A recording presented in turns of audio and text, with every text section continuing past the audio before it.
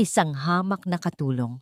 Iyan ang huling salitang iniwan ni Marco bago niya ako itinapon sa gitna ng unos habang ang aking tinapay na may pagmamahal ay niyurakan ng kanyang kabit. Hindi nila alam, ang babaeng kanilang minaliit ay ang nag-iisang tagapagmana ng Valeriano Group. Ngayon, ang bawat patak ng aking luha ay magiging mitya ng kanilang pagbagsak. Sino ang tunay na hari at reyna kapag ang pera ay naglaho? Ang paniningil ay magsisimula na. Honestly, Marco, kailan mo ba talaga aalisin sa buhay mo yang asawa mong mukhang katulong? Ang bawat salita ay isang patalim na tumusok sa hangin, dumiretso sa puso ni Serafina.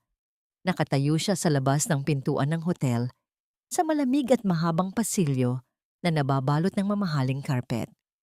Ang kanyang mga daliri ay bahagyang nanginginig habang yakap-yakap ang isang simpleng kahon ng cake. Sa loob niyon ay ang bunga ng kanyang pagod at pagtitipid. Sa loob ng isang linggo, isang maliit na chocolate cake para sa kaarawan ng kanyang asawa. May kaunting paso pa sa gilid ng kanyang palad mula sa lumang oven sa kanilang kusina. Isang maliit na sakripisyo para sa ngiting inaasahan niyang masisilayan sa mukha ni Marco. Ang halakhak na sumunod sa tanong na yon ay mula kay Luciana, ang matalik niyang kaibigan. Isang tunog na dating nagbibigay sa kanya ng kagalakan, ngunit ngayon ay tila lason na gumagapang sa kanyang mga ugat. Relax, Lucy. Malapit na. Konting tiis na lang, sagot ni Marco. Ang boses na minsan nang nanghara na sa kanya ay ngayoy puno ng pagwawalang bahala. She's a liability, isang pabigat sa pangarap ko. A woman like her doesn't belong in my world. Pabigat.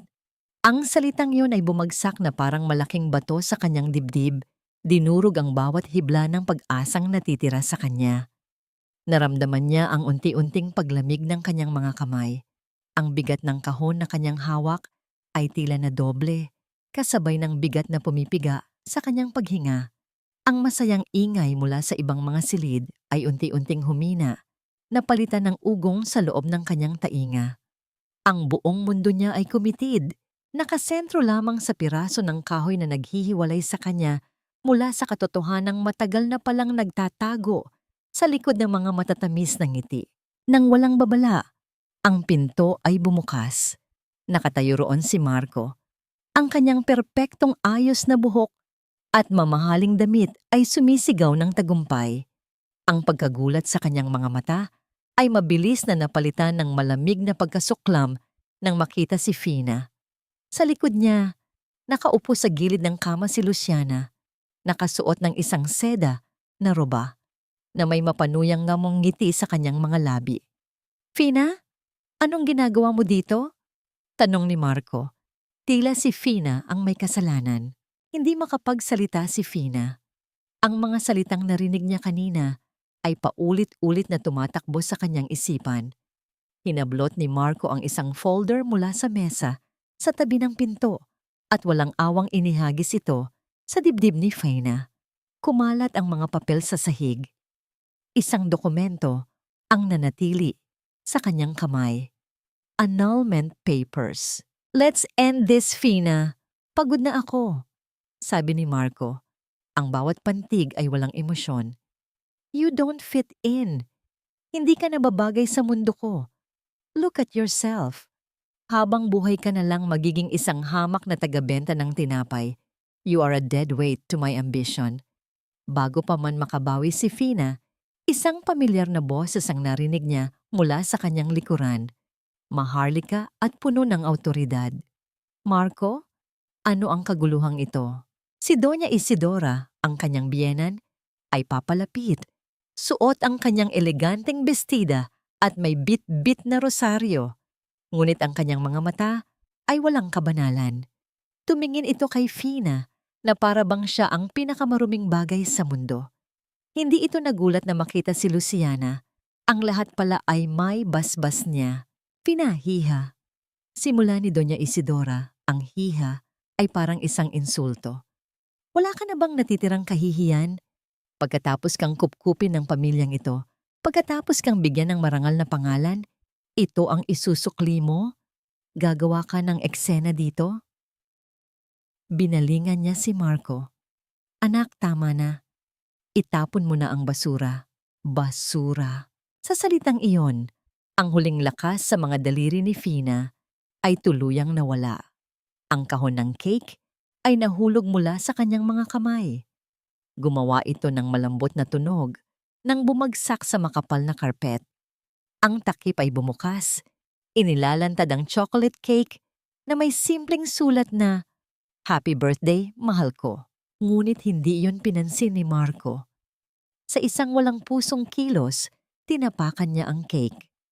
Ang malambot na tinapay at ang matamis na icing ay nayurak sa ilalim ng kanyang makintab at mamahaling sapatos na katad. Ang 2 taon ng pagmamahal, pag-aalaga at sakripisyo ni Fina ay naging isang maruming mantsa na lamang sa sahig ng isang hotel. Itinulak siya ni Marco palabas ng silid. Umalis ka na at wag na wag ka nang magpapakita sa akin. Ang pinto ay nagsara ng may diin at ang tunog nito ay ang huling pako na ibinaon sa kabaong ng kanilang pagsasama. Naiwan si Fina sa pasilyo, nakatitig sa durog na cake. Dahan-dahan siyang lumuhod na para bang may isang hindi nakikitang kamay na pumipilit sa kanya pababa. Nanginginig niyang hinawakan ng isang piraso ng papel mula sa sahig, ang annulment paper. Nang mga sandaling iyon, ang kalangitan sa labas ay tila nakiramay. Ang unang patak ng ulan ay nagsimulang dumampi sa malaking bintana sa dulo ng pasilyo. Habang naglalakad siya palabas ng hotel, na parang isang kaluluwang nawawala sa sarili nitong katawan, ang mahinang ambon ay naging isang malakas na buhos. Nakatayo si Serafina sa ilalim ng rumaragasang ulan, yakap-yakap ang basang papel. Ang tinta ng pangalan ni Marco ay kumakalat sa kanyang mga palad, humahalo sa malamig na tubig ulan. Ang mga ilaw ng syudad ay naging malabong mga kulay sa kanyang paningin dahil sa mga luhang hindi niya na napigilang bumagsak. Wala siyang maramdaman, kundi ang matinding lamig, hindi mula sa ulan, kundi mula sa katotohanang ang lahat ng pinaniwalaan niya ay isang malaking kasinungalingan. 2 taon. 2 taon ng buhay ko. Para lang sa wala. Ang syudad ay isang malaking sugat na nagdurugo ng mga ilaw. Ang bawat gusali ay isang anino. Ang bawat sasakyan ay isang multo sa paningin ni Serafina. Ang kanyang mga paa ay may sariling isip. Dinadala siya sa mga kalyang hindi niya nakilala. Bawat hakbang ay mas mabigat kaysa sa nauna. Ang kanyang damit, na minsan nang pinili ng may pag-asa para sa isang masayang gabi, ay isa na ngayong basang-basahan na kumakapit sa kanyang nanlalamig na balat.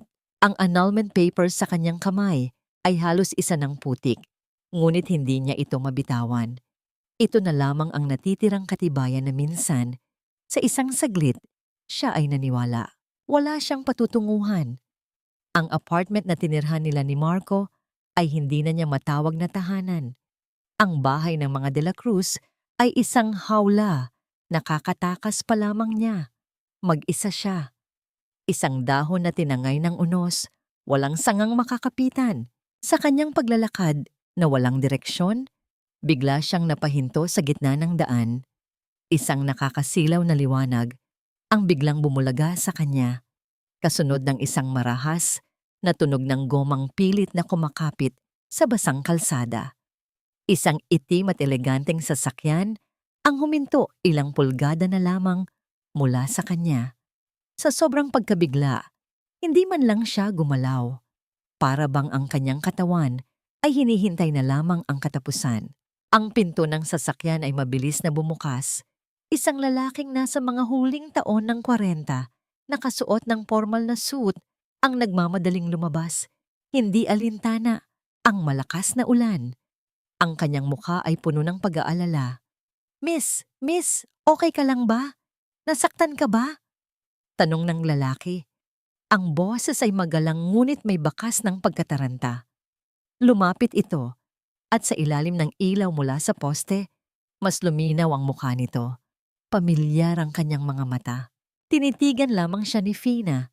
Ang kanyang mga labi ay nanginginig sa lamig at pagkabigla. Wala siyang lakas para sumagot. Diyos ko, Miss, delikado ang ginagawa mo, sabi pa ng lalaki. Kukunin na sana nito ang braso ni Fina para alalayan siya sa gilid ng daan nang bigla itong mapatigil. Ang mga mata nito ay nanlaki, napako sa isang bagay sa leeg ni Fina. Isang luma at simpleng locket na ginto. Isang locket na hindi niya hinubad kailanman. Ang tanging alaala mula sa kanyang ama. Ang pag-aalala sa mukha ng lalaki ay dahan-dahang napalitan ng di makapaniwalang pagkamangha na sinundan ng isang emosyong mas malalim, isang paggalang na tila nakalimutan na ni Fina kung ano ang pakiramdam. Hindi maaari. Bulong nito sa sarili. Tinitigan niyang muli ang mukha ni Fina, pinagmamasdan ang hugis ng kanyang mga mata, ang kanyang ilong, ang lahat ng katangiang minana niya sa mga taong matagal na nitong pinagsilbihan. Serafina. Ang pagbanggit sa kanyang tunay na pangalan ay tila isang kidlat na gumising sa kanyang manhid na diwa. Itinaas niya ang kanyang mga mata at sa wakas ay nakilala niya ang lalaki, Attorney Rafael Gomez, ang pinagkakatiwalaang abogado ng kanyang pamilya, ang taong huli niyang nakausap 2 taon na ang nakalilipas bago niya piniling talikuran ang lahat para sa isang simpleng buhay. Ang mga luha na kanina pa pinipigilan ng lamig ay muling umagos sa mga pisngi ni Fina, humahalo sa walang tigil na ulan. Nang makita ang kanyang mga luha at ang pagkilala sa kanyang mga mata, nawala ang lahat ng pagdududa ni Attorney Gomez. Sa isang iglap, ang respetadong abogado ay naging isang tapat na lingkod. Dahan-dahan, sa gitna ng kalsada at sa ilalim ng bumubuhos na ulan, lumuhod si Attorney Gomez sa harap ni Serafina. Ibinaba niya ang kanyang ulo, isang kilos ng sukdulang paggalang. Ang mga sasakyang dumaraan ay bumusina, ngunit hindi niya iyon inalintana. Ang kanyang mundo ay nakasentro lamang sa babaeng nasa harapan niya, ang nawawalang reyna ng imperyong kanyang pinoprotektahan. Ma'am Serafina, sabi ni Attorney Gomez, ang kanyang boses ay nanginginig sa pinaghalong awa at katapatan. Itinaas niya ang kanyang paningin, ang mga matay puno ng determinasyon. Oras na po para bumalik. Ang imperyo niyo ay naghihintay. Ang naglalakihang bakal na tarangkahan ay dahan-dahang bumukas nang walang anumang ingay. Tila isang bibig na handang lulunin muli ang nawawalang anak ng tahanang iyon. Ang itim na sasakyan ay marahang gumapang sa gitna ng mahabang daanan na nalililiman ng mga dambuhalang puno ng akasya. Ang bawat patak ng ulan sa bubong ng sasakyan ay tila isang paalala ng bawat luhang ibinuhos ni Serafina sa loob ng 2 taon. Sa dulo ng kalsadang iyon, maringal na nakatayo ang mansyong Valeriano, isang palasyong gawa sa bato at alaala, na sa loob ng mahabang panahon ay itinuring niyang isang magandang panaginip na pilit niyang tinalikuran. Nang bumukas ang pinto ng sasakyan, hindi ang lamig ng gabi ang sumalubong sa kanya, kundi ang halimuyak ng lumang kahoy at sampagwita na tila nananatili sa bawat sulok ng lupain. Ang bawat hakbang ni Serafina sa marmol na entrada ay may bigat na hindi kayang ipaliwanag ng pisika. Ang kanyang basang damit ay tila isang mabigat na pasanin, isang simbolo ng kanyang pagiging Fina, ang dukhang asawa na kani-kanina lang ay itinapon sa kalsada na parang basurang walang halaga. Pumasok sila sa loob ng malawak na bulwagan. Ang mga kasangkapan ay nababalot ng mapuputing tela, tila mga multong naghihintay ng muling pagkabuhay. Ang kanyang mga mata ay napako sa itaas ng malaking hagdanan kung saan nakasabit ang isang dambuhalang larawan, ang kanyang ama at ina, na may mga ngiting tila walang bahid ng anumang dusa, ay tila nakatitig sa kanya nang may halong lungkot at pagmamahal. Ma'am Serafina, ang lahat ay pinanatili kong ganito sa loob ng 2 taon. Bulong ni Attorney Gomez habang maingat na inilalapag ang kanyang briefcase sa isang mesang nara. Gaya ng inyong nais, walang sino man ang nakaalam na kayo ang tunay na nagmamay-ari ng lahat ng ito. Dahan-dahang nilapitan ni Serafina ang larawan. Ang kanyang nanginginig na daliri ay dumampi sa malamig na salamin na nagpoprotekta sa mukha ng kanyang ama. Akala ko, Attorney Gomez, akala ko ay nakatagpo na ako ng taong mamahalin ako nang dahil sa kung sino ako at hindi dahil sa kung anong meron ako. Akala ko, sapat na ang maging simple para maging masaya. Isang mapait na ngiti ang gumuhit sa kanyang mga labi, pero mali ako. Ang pagpapakumbaba ko ay itinuring nilang kahinaan. Ang pananahimik ko ay ginawa nilang lisensya para tapakan ang aking pagkatao. Ma'am, tungkol po sa inyong ama, may mga bagay po siyang itinago para sa inyong proteksyon, sabi ng abogado. Ang boses ay puno ng pag-aalangan. Kumuha siya ng isang lumang envelope mula sa folder. Bago ang aksidente, binago ng inyong ama ang kanyang huling habilin. Isang kondisyon ang inilagay niya. Bago ninyo makuha ang ganap na pamamahala sa Valeriano Group, kailangan ninyong mamuhay ng mag-isa nang walang anumang tulong mula sa yaman ng pamilya. Sa loob ng 3 taon, napalingon si Serafina. Ang kanyang puso ay tila nakaramdam ng isang kakaibang pintig. 3 taon? Bakit? Dahil alam niya po na may mga taong nakapaligid sa inyo na ang tanging habol ay ang inyong pangalan, ma'am. Nais niyang makita ninyo ang tunay na mukha ng mundo bago ninyo hawakan ang korona. Sagot ni Attorney Gomez. Ngunit ang kanyang ekspresyon ay biglang nagdilim. At may isa pa po akong natuklasan. Isang katotohanang matagal ko nang kinukumpirma bago ko ito ipaalam sa inyo. Inilatag ng abogado ang isang ulat mula sa isang pribadong investigador. Isang litrato ng isang nawasak na sasakyan. Ang sasakyang kumitil sa buhay ng kanyang mga magulang. Hindi aksidente ang nangyari, ma'am. Mariing sabi ni Attorney Gomez. Ang mga preno ng sasakyan ay sinadyang sirain. At ang huling taong nakitang malapit sa garahe ng inyong ama sa gabing iyon ay isang tauhan na matagal nang nagtatrabaho para sa pamilya de la Cruz. Ang hangin sa loob ng mansyon ay tila biglang naging yelo. Ang bawat salita ni Attorney Gomez ay tila isang kidlat na tumatama sa puso ni Serafina. Ang pamilya ni Marco. Ang pamilyang pinagsilbihan niya na itinuring niyang sariling pamilya at ang pamilyang ngayo ipilit na dumudurog sa kanya. Ang De La Cruz Properties ay malapit ng mabangkarote noon, ma'am.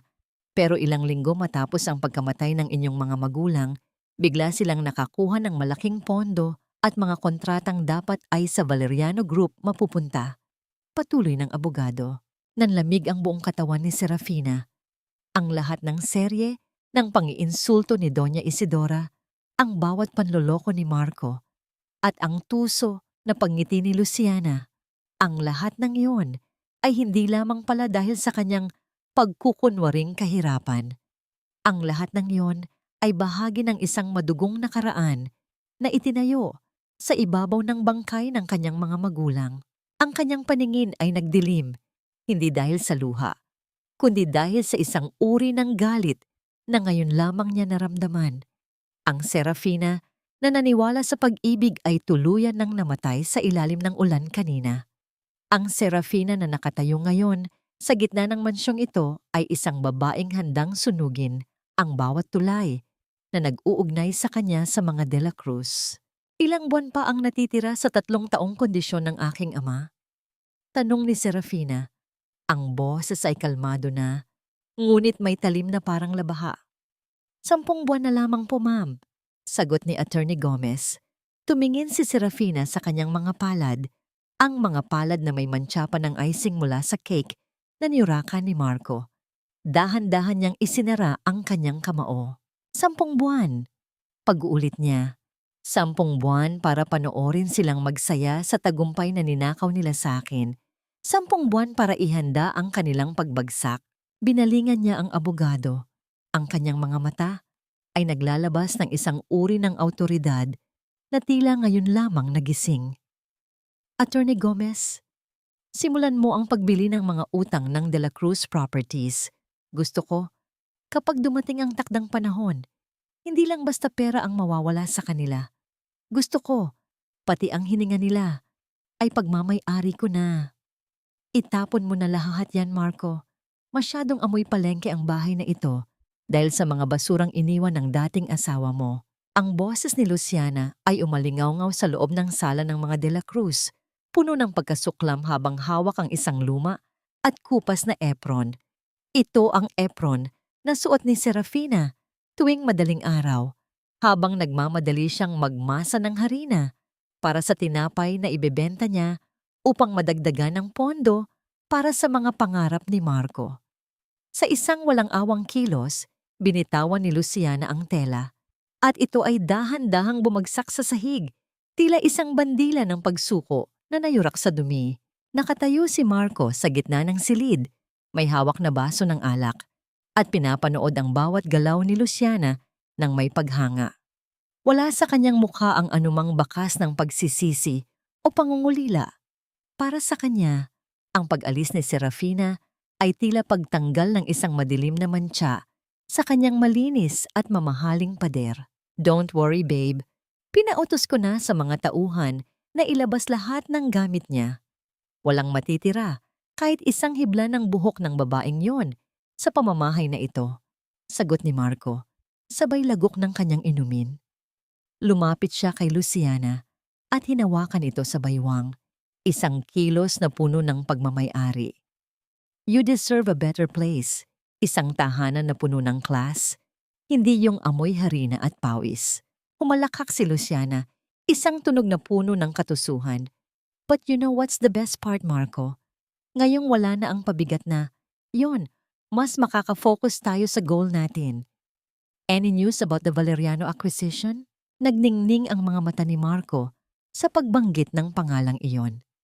Ang Valeriano Group, ang kumpanyang matagal na niyang pinapangarap na mapasakamay. Isang imperyong itinatag sa pawis at dugo ng mga magulang ni Serafina na ngayon ay tinitingnan ni Marco bilang isang malaking premyo na maaari niyang nakawin. Everything is under control, komento ni Marco. Ang boses ay puno ng kayabangan. Attorney Gomez is still being difficult, pero alam ko ang kahinaan ng mga gaya niya. Pera lang ang katapat niyan.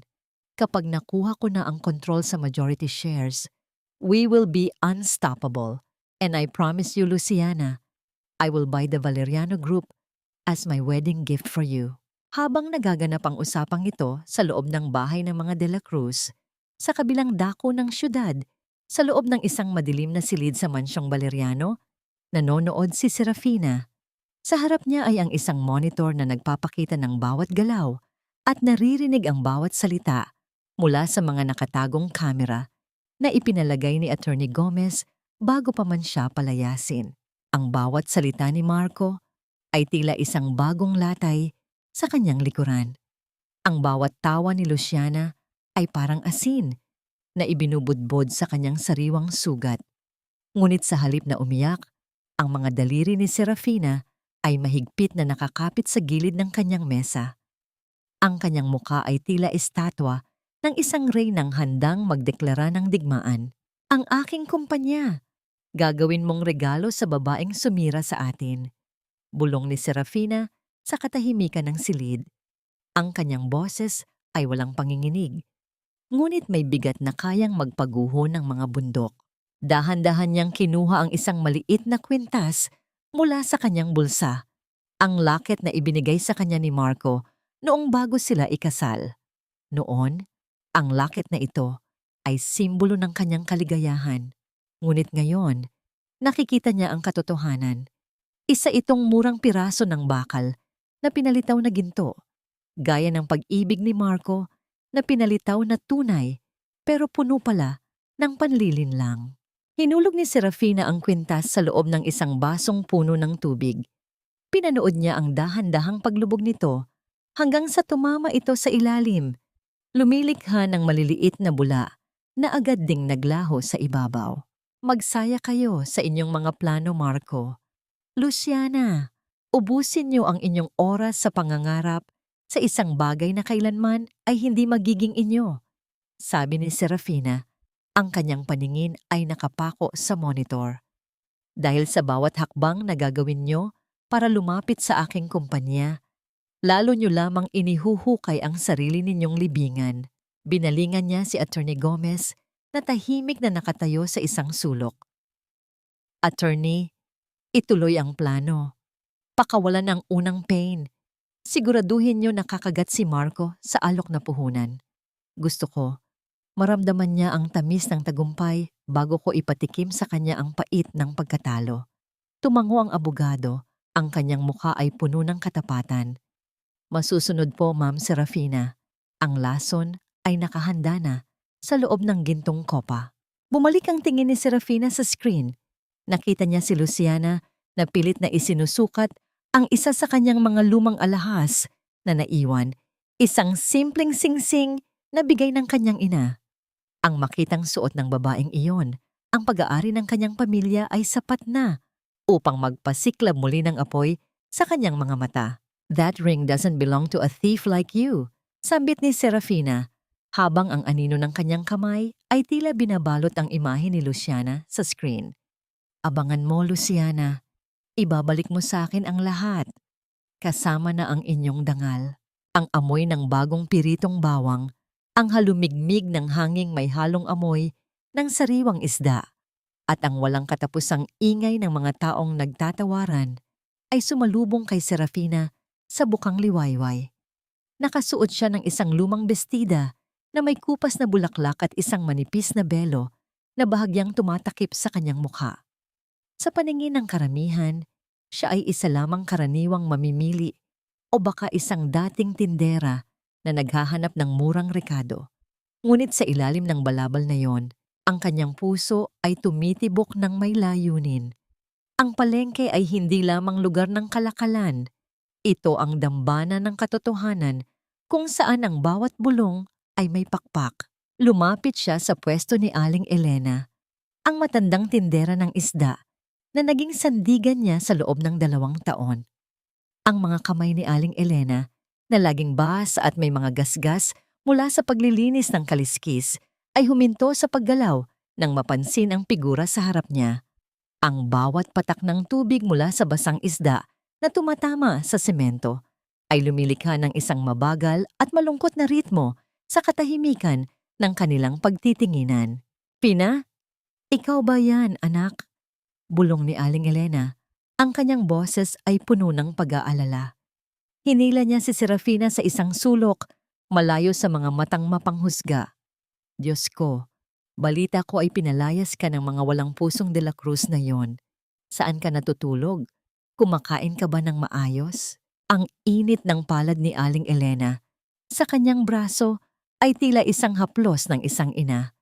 Isang bagay na matagal nang hindi naramdaman ni Serafina. Sa loob ng 2 taon, ang mga taong ito sa palengke ang nagturing sa kanya bilang tao. Hindi katulad ng mga De La Cruz na itinuring siyang gamit. Okay lang po ako, Nay Elena. Huwag po kayong mag-alala. Sagot ni Serafina sa wikang Taglish, pilit na pinapakalma ang matanda. May nahanap po akong matutuluyan. Gusto ko lang pong malaman. Anong balita sa kalsada tungkol kay Marco? Huminga ng malalim si Aling Elena at lumingon sa paligid. Hiya, mag-iingat ka. Maraming naghahanap sa asawa mo. Akala ng lahat ay napakayaman na niya dahil sa mga bagong sasakyan at mamahaling gamit. Pero ang bulong-bulungan dito, baon sa utang ang kumpanya niya. Maraming mga supplier dito ang hindi pa niya nababayaran. Ang sabi pa ng ilan, ang mga De La Cruz ay parang mansanas na makintab sa labas pero bulok na sa loob. Naramdaman ni Serafina ang isang malamig na kasiyahan sa kanyang dibdib. Ang yaman na ipinagmamalaki ni Marco ay isang marupok na entablado na handa ng gumuho. Ngunit bago pa siya makasagot, isang pamilyar na boses ang narinig niya mula sa di kalayuan. Isang boses na puno ng kapangyarihan, ngunit may halong panginginig. na pilit itinatago. Sa dulo ng eskinita ng palengke, kung saan naroon ang isang maliit at tago na bilihan ng mga lumang alahas, nakita niya si Doña Isidora. Wala itong suot na mga mamahaling hiyas ngayon. Ang kanyang mukha ay balot ng isang malaking salamin sa mata at isang panyo. Tila ayaw makilala ng sinuman. Maingat nitong inilabas mula sa kanyang bag ang isang kwintas. Ang kwintas na pamilya ng mga De La Cruz na madalas nitong ipagmalaki na simbolo ng kanilang asul na dugo. Nakita ni Serafina kung paano nanginginig ang mga daliri ni Isidora habang iniaabot ang kwintas sa lalaking titingin nito. Ang bawat tunog ng mga barya na inilalapag sa counter ay tila isang sampal sa dangal ng matandang babae. Ang reyna ng mga De La Cruz na tumawag sa kanya na basura ay ngayon ay nagbebenta ng sariling dangal sa gitna ng maruming palengke upang mabayaran ang mga utang na hindi na nila kayang takpan. Nagtagpo ang tingin ni Serafina at ang likuran ni Isidora sa refleksyon ng isang lumang salamin sa tindahan. Hindi alam ng matanda na ang babaeng binalasubas niya ay nanonood sa kanyang pagbagsak. Nay Elena, salamat po sa lahat. Bulong ni Serafina, ang kanyang mga mata ay nakapako kay Isidora. Huwag po kayong mag-alala. Malapit na pong matapos ang paghihirap natin. Habang paalis si Isidora, na tila isang magnanakaw sa dilim, dahan-dahang tinanggal ni Serafina ang belo sa kanyang mukha. Ang kanyang mga mata ay nananatiling matalim habang pinagmamasdan ang kanyang biyenan na halos madapa sa pagmamadali. Isang tanong ang nanatili sa isipan ni Serafina habang nililisan ang palengke. Kung ang ina ni Marco ay nagbebenta na ng mga alahas, gaano kalalim na ba ang hukay na kinasadlakan ng kanilang kumpanya? At hanggang kailan kaya matatago ni Marco ang katotohanan ito kay Luciana? Ang babaeng sumama lamang sa kanya dahil sa akalang siya ay nakasandal sa pader na ginto. Ang bawat hakbang ni Serafina palayo sa palengke ay tila isang pasimula ng isang bagong kabanata. Ang lason ay nagsisimula ng kumalat at hindi na magtatagal. Ang mga De La Cruz mismo ang iinom sa sarili nilang nilutong kamatayan. Ang loob ng opisina ni Marco ay nababalot ng isang uri ng katahimikan na tila babawat hininga ay may katumbas na halaga. Ang sikat ng araw na tumatagos sa malalaking bintana ay nagpapakita ng mga alikabok na sumasayaw sa hangin, tila mga saksi sa unti-unting pagguho ng kanyang kaharian. Sa ibabaw ng kanyang lamesang gawa, sa makintab na nara, nakatambak ang mga pulang sobre, mga paalala ng mga utang na hindi na mabayaran, mga banta ng demanda na tila mga buwayang naghihintay sa pampang. Ang pagyanig ng kanyang telepono sa ibabaw ng mesa ay nagpatalon sa kanyang puso. Mabilis niya itong sinagot. Ang kanyang boses ay nanginginig sa pag-asang may magandang balita. Ngunit ang bawat tawag ay tila isang panibagong latay sa kanyang dangal. Marco, kailangan na nating bayaran ng interes sa bangko ngayong hapon. Kung hindi, kukunin nila ang mga ari-arian sa Cavite. Ang boses ng kanyang accountant ay puno ng takot. Hilot-hilot ni Marco ang kanyang sentido. Gawan mo ng paraan. Mag-overdraft tayo kung kailangan. Ang sigaw niya, sabay bagsak ng telepono na lumikha ng isang tuyot na tunog sa silid. Sa gitna ng kanyang kawalan ng pag-asa, ang pinto ng kanyang opisina ay bumukas ng dahan-dahan. Pumasok ang kanyang sekretary. Ang mukha ay puno ng pagtataka. Sir, nandito po si Attorney Rafael Gomez. Gusto raw po kayong makausap tungkol sa isang malaking investment. Tila nabuhay ang bawat selula sa katawan ni Marco. Attorney Gomez, papasukin mo agad. Pumasok si Attorney Gomez nang may dalang awtoridad. Ang bawat hakbang niya sa makapal na carpet ay tila ba siya ang nagmamay-ari ng gusaling iyon. Hindi siya ngumiti. Ang kanyang mukha ay isang pader ng profesionalismo. Sa kanyang kamay ay isang itim na folder na may gintong tatak ng isang kumpanyang hindi pamilyar kay Marco, Phoenix Legacy Holdings. Marco, simula ng abogado habang nauupo sa harap ng lamesa. I'll get straight to the point. May isang kliyente ako na interesado sa kumpanya mo. Nakita nila ang potensyal ng mga proyekto nyo sa real estate at handa silang mag-invest ng 200 milyong piso upang sagipin ang De La Cruz Properties. 200 milyong piso. Para kay Marco, ang halagang yon ay hindi lamang pera. Iyon ay isang hagdan patungo sa langit. Isang paraan para muling makatayo ng tuwid sa harap ni Luciana at ng kanyang mga kaaway. Sino ang investor na ito, attorney? Bakit ngayon lang sila nagpakita? Tanong ni Marco. Pilit na itinatago ang pananabik sa kanyang boses. Nais nilang manatiling lihim ang kanilang pagkatao sa ngayon. Sagot ni Gomez habang inilalapag ang kontrata sa mesa. Ang tunog ng papel na kumakaluskos ay tila musika sa pandinig ni Marco. Pero ang kondisyon nila ay malinaw. Ang perang ito ay isang loan na may option na maging equity at may isang mahalagang sugnay. Kapag hindi nabayaran ng unang installment o kapag nagkaroon ng anumang anomalya sa pamamahala, ang lahat ng iyong ari-arian, pati na ang iyong bahay at ang bawat bahagi ng De La Cruz Properties ay automatikong mapupunta sa Phoenix Legacy Holdings bilang kabayaran. Dahil sa sobrang kadesperaduhan at dahil na rin sa kanyang likas na kayabangan, hindi na binasa ni Marco ang maliliit na letra sa huling bahagi ng dokumento. Ang nakikita lamang niya ay ang tseke na nakalakip sa folder. Isang tseke na maraming zero na magpapatuloy sa kanyang maraming buhay. I'll sign it right now, sabi ni Marco. Kinuha niya ang kanyang mamahalang ballpen at mabilis na itinusok ang dulo nito sa papel. Ang bawat guhit ng kanyang pirma ay tila isang pagtali ng lubid sa kanyang sariling leeg. Ngunit ang nakikita niya ay ang buong pagsikat ng kanyang bituin. Hindi alam ni Marco na sa kabilang panig ng opisina, sa likod ng isang makapal na pader na may nakatagong camera, ay nakaupo si Serafina. Nakasuot siya ng isang eleganteng itim na suit, ang kanyang buhok ay maayos na nakapusot at ang kanyang mga mata ay nakatitig sa monitor kung saan nakikita ang mukha ni Marco na puno ng gahaman na saya. Isang malamig na ngiti ang sumilay sa mga labi ni Serafina. Pirmahan mo, Marco. Pirmahan mo ang iyong sariling pagkatalo. Nang matapos ang pirmahan, iniligpit ni Attorney Gomez ang mga papel. Congratulations, Marco. You just saved your company. No, attorney. Sagot ni Marco nang may mayabang na ngiti. I just won the game. Pagkaalis ng abogado, mabilis na tinawagan ni Marco si Luciana.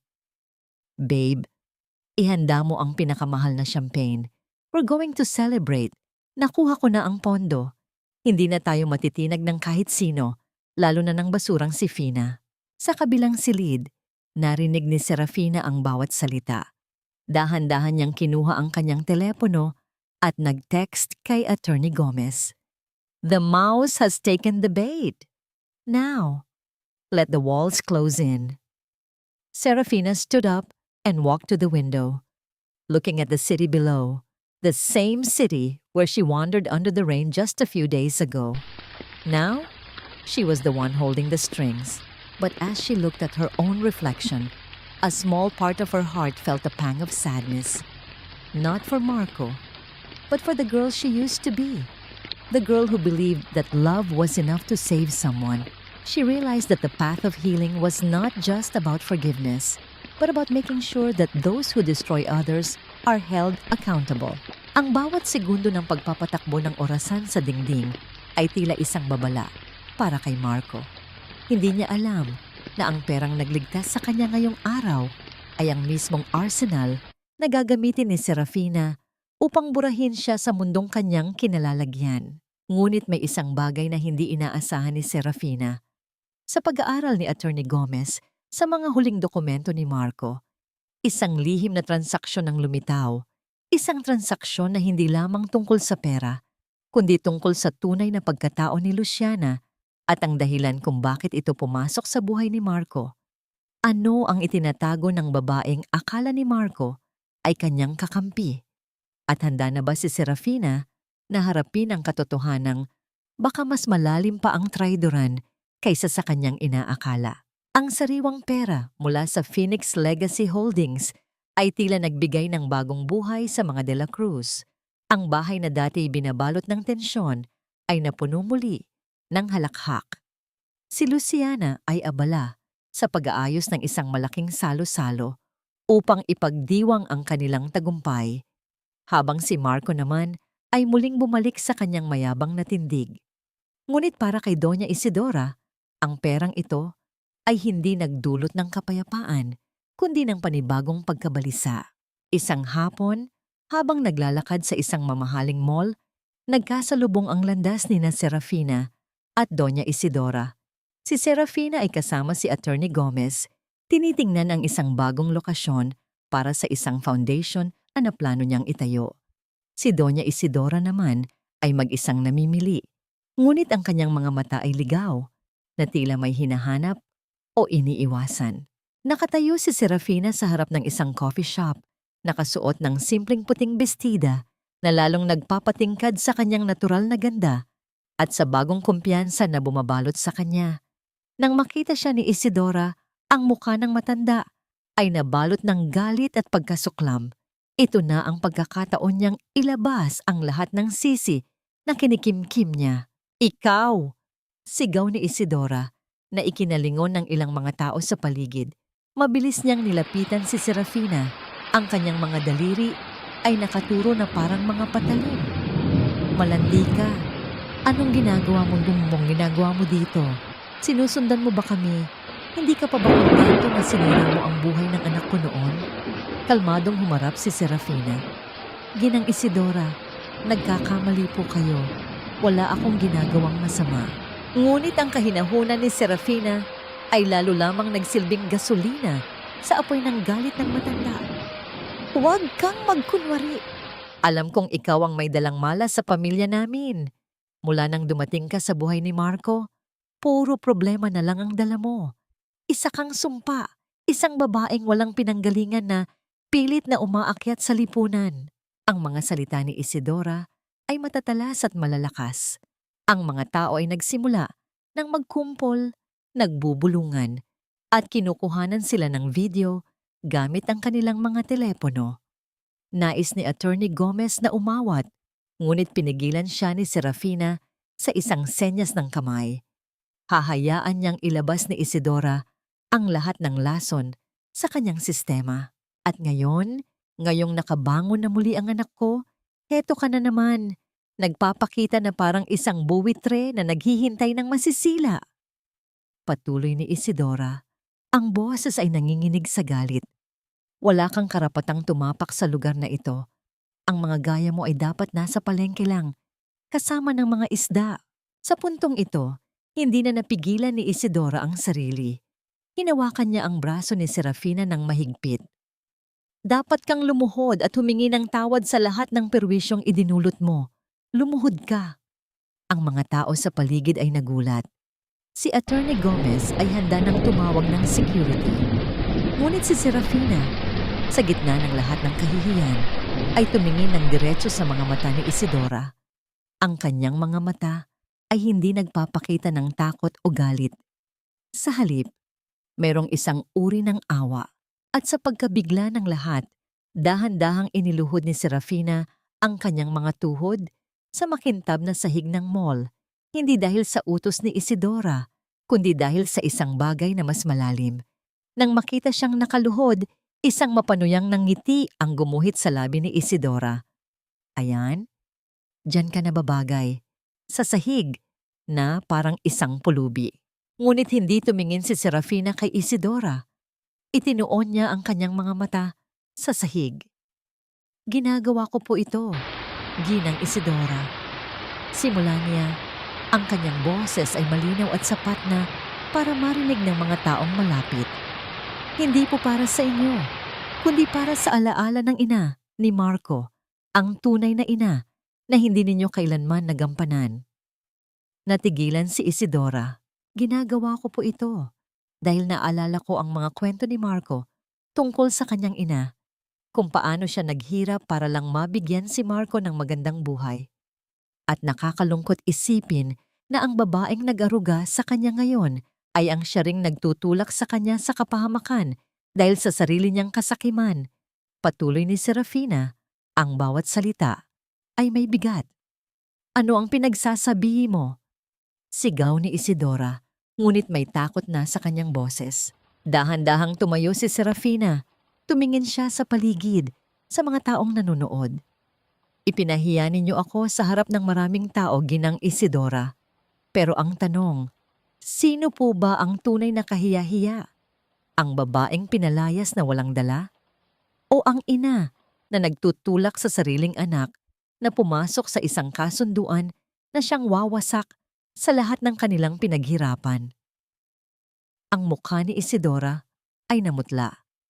Hindi niya alam kung paano nalaman ni Fina ang tungkol sa kontrata. Nilapitan ni Serafina ang kanyang dating biyenan. Ang kanyang boses ay naging isang bulong na silang dalawa lang ang nakakarinig. Ang perang hawak ninyo ngayon ay isang laso na dahan-dahang papatay sa inyo. Magsaya kayo habang kaya nyo pa dahil sa susunod na pagkakataong magkita tayo, hindi na ako ang luluhod sa inyong harapan. Pagkasabi noon, tumalikod si Serafina at naglakad palayo kasama si Attorney Gomez. Iniwan si Doña Isidora na nakatayo, nanginginig, at napapaligiran ng mga matang mapanghusga. Ang kanyang tagumpay kanina ay naging abo. Sa kauna-unahang pagkakataon, nakaramdam siya ng tunay na takot. Habang naglalakad, may isang tanong na bumabagabag kay Serafina. Bakit binanggit niya ang ina ni Marco? Saan nanggaling ang mga salitang iyon? Ito ba ay awa? O isang sandata na ngayon niya lang natuklasang taglay niya? Ang kakayahang gamitin ang katotohanan upang durugin ang kasinungalingan. Ang apoy sa kanyang mga mata ay hindi na lamang para sa paghihiganti. Ito ngayon ay para sa katarungan. Ang pera ay isang makapangyarihang pabango at si Luciana ay naliligo dito gamit ang pondo mula sa Phoenix Legacy Holdings na buong pagmamalaking ibinigay sa kanya ni Marco para sa marketing at public relations. Inilunsad niya ang kanyang pinakabagong proyekto, ang De La Cruz Foundation for Hope. Isang pangalang marangal, ngunit ang layunin ay puno ng lason. Ang bawat anunsyo sa social media, bawat panayam sa mga blogger ay isang palabas na siya ang bida, ang maganda at mabuting socialite na may gintong puso. OMG Marco, this charity gala is going to be the talk of the town, sabi ni Luciana isang gabi habang ipinapakita ang layout ng engranding ballroom sa kanyang tablet. Imagine, all the big names in real estate will be there. It's not just about charity, babe. It's about showing them that the De La Cruz name is back, stronger than ever. Nakangiting tumango si Marco, bulag sa tunay na nangyayari. Ang nakikita niya lamang ay ang isang magandang babae na tumutulong sa pag-angat ng kanilang pangalan. Whatever you want, Lucy, you have my full support. Just make sure it's perfect. At naging perpekto nga ang gabi ng gala. Ang mga ilaw mula sa mga dambuhalang chandelier ay tila mga bituin na bumababa mula sa langit, sumasalamin sa mga alahas at mamahaling baso ng champagne. Ang mga maimpluwensyang tao ay naglalakad sa pulang carpet. Bawat isa ay nagbibigay ng peking ngiti para sa mga kamera. Sa gitna ng lahat, si Luciana ay isang diyosa sa kanyang mamahaling gown, ang reyna ng gabi. Ngunit sa likod ng bawat ngiti, may itinatagong kasinungalingan. Sa isang madilim na sulok ng mansyong Valeriano, si Serafina at Attorney Gomez ay hindi nanonood ng mga litrato. Pinapanood nila ang daloy ng pera. Gaya po ng hinala natin, Ma'am Serafina, paliwanag ni Attorney Gomez habang itinuturo ang mga numero sa isang spreadsheet sa malaking screen. Ang mga donasyon na pumapasok sa foundation ni Luciana ay hindi galing sa mga lehitimong negosyante. Galing ito sa mga shell corporation na pag-aari ng mga sindikato sa real estate na matagal nang iniimbestigahan dahil sa money laundering. Isang malamig na kuryente ang gumapang sa mga ugat ni Serafina. So, he's using my money. to clean their dirty money. Exactly, ma'am. Ang charity gala ay isang magarbong palabas lamang para maging legal ang pagpasok ng ilegal na pera sa sistema. At ang bawat transaksyon ay dumadaan sa mga bank account na kontrolado ni Luciana. Dagdag ng abogado. Si Luciana, sa kanyang pagnanais na maging tanyag at kumita ng mas malaki, ay hindi lamang nagnanakaw. Siya ay nakikipagsabwatan sa mga kriminal. Isang pagkakamali na magiging dahilan ng kanyang pagbagsak. Sa entablado ng gala, hawak ni Luciana ang mikropono. Tonight, we are not just celebrating wealth, sabi niya. Ang kanyang boses ay puno ng pekeng emosyon. We are celebrating hope. Ang bawat pisong ibibigay ninyo ay makakatulong sa mga batang nangangarap maging artista.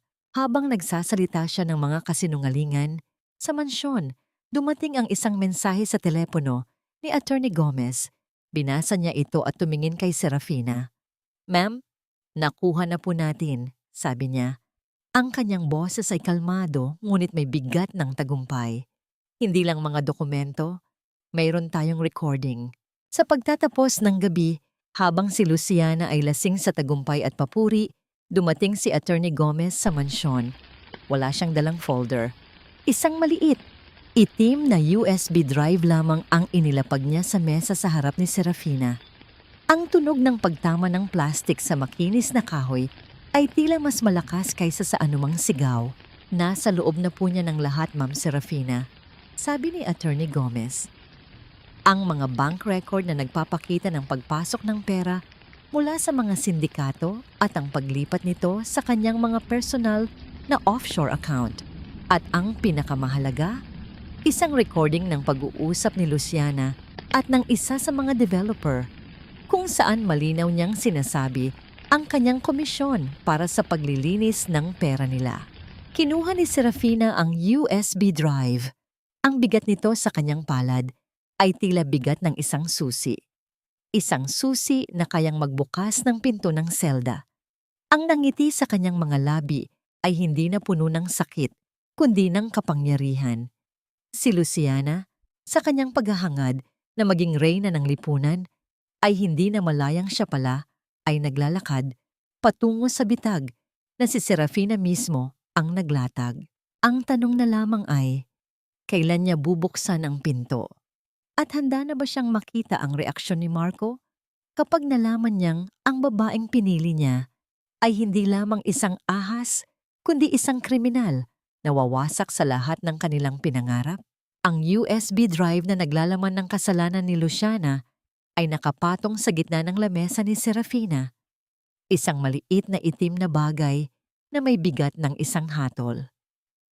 Bawat gabi, tinititigan niya ito, isang paalala ng kapangyarihang hawak niya. Maari na niyang tapusin si Luciana. Maari na niyang isunod si Marco. Ngunit may isang sugat na mas malalim. Isang katanungang bumabagabag sa kanyang kaluluwa na hindi kayang sagutin ng anumang bank record o recording. Attorney Gomez, tawag ni Serafina isang gabi. Ang kanyang boses ay isang mahinang bulong sa katahimikan ng malawak na aklatan. Ang tungkol kay Luciana, ipagpaliban muna natin ang kailangan kong malaman. Ang totoo, ang tungkol sa aking mga magulang. Tumingin sa kanya ang abogado. Sa loob ng ilang araw, nakita niya ang pagbabago kay Serafina. Ang apoy ng paghihiganti ay napapalitan ng isang malamig at determinadong paghahanap sa katarungan. Mayroon na po tayong bagong lead, ma'am, sagot ni Attorney Gomez. Inilapag niya ang isang manipis na folder sa tabi ng USB. Ang biglaang pagpasok ng malaking pera sa De La Cruz Properties ay nakatawag ng pansin. May isang dating empleyado na biglang natakot at naglakas loob na magsalita. Ang bawat pag-usad ng kamay ng lumang orasan sa dingding ay tila isang martilyong pumupukpok sa dibdib ni Serafina. Sino siya? Isang mekaniko, ma'am. Siya ang huling humawak sa sasakyan ng inyong ama bago ang aksidente. Nagtatago siya ngayon sa isang malayong probinsya sa Laguna. Paliwanag ng abogado. Kinabukasan, bago pa man sumikat ang araw, ang itim na sasakyan ay tahimik na binabagtas ang kahabaan ng South Luzon Expressway. Iniwan ni Serafina ang kanyang anyo bilang reyna sa loob ng mansyon. Ngayon, siya ay isang anak na naghahanap ng kasagutan. Habang papalayo sila sa syudad, ang mga matatayog na gusali ay napalitan ng malalawak na bukirin. Ang bawat puno ng niyog na kanilang nadadaanan ay tila mga krus na nakatayo sa tabi ng daan. Naalala niya ang kanyang ama. Kung paano siya nito tinuruang magmaneho sa mga kalsadang tulad nito. Kung paano nito palaging sinasabi, ang pinakamahalagang parte ng sasakyan, anak, ay ang preno. Ito ang nagbibigay sa iyo ng kontrol. Isang mapait na kabalintunaan na yun mismo ang inalis sa kanila. Natagpuan nila ang mekaniko, si Mang Cardo, sa isang maliit at madilim na talyer sa gilid ng isang liblib na kalsada. Ang amoy ng langis at kalawang ay bumabalot sa hangin. Si Mang Cardo ay matanda na, ang kanyang mga kamay ay nanginginig, at ang kanyang mga mata ay puno ng takot na itinago sa loob ng maraming taon. Wala po akong alam, agad niyang sabi, umiiwas ng tingin. Hindi nagsalita si Serafina. Hinayaan niya si Attorney Gomez na magpaliwanag, na mag-alok ng proteksyon. Ngunit ang matanda ay tila isang batong hindi matinag. Hanggang sa lumapit si Serafina, umupo siya sa isang lumang bangko sa harap ng matanda. Mang Cardo, simula niya, ang kanyang boses ay mahinahon, walang bahid ng pagbabanta. Hindi po ako naparito para manisi. Naparito po ako para humingi ng tulong, para po sa kapayapaan ng mga magulang ko, para po sa kapayapaan ninyo. Tumingin ang matanda sa mga mata ni Serafina. At sa mga matang iyon, nakita niya hindi ang isang makapangyarihang tagapagmana, kundi ang isang naulilang anak. At doon, ang pader na itinayo niya sa loob ng maraming taon ay nagsimulang gumuho. Binayaran po ako. Umpisa ni Mang Cardo. Ang boses ay nanginginig at basag. Isang malaking halaga para lang luwagan ang ilang tornilyo sa preno. Sapat lang daw para magmukhang aksidente. Sinabi nila sa akin na babala lang daw yon, hindi para pumatay.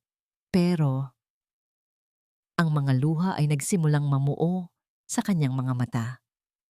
Nagsinungaling sila. Naramdaman ni Serafina ang pagbigat ng hangin. Sino, Mang Cardo? Sino ang nag-utos sa inyo? Isang de la Cruz po, sagot ng matanda.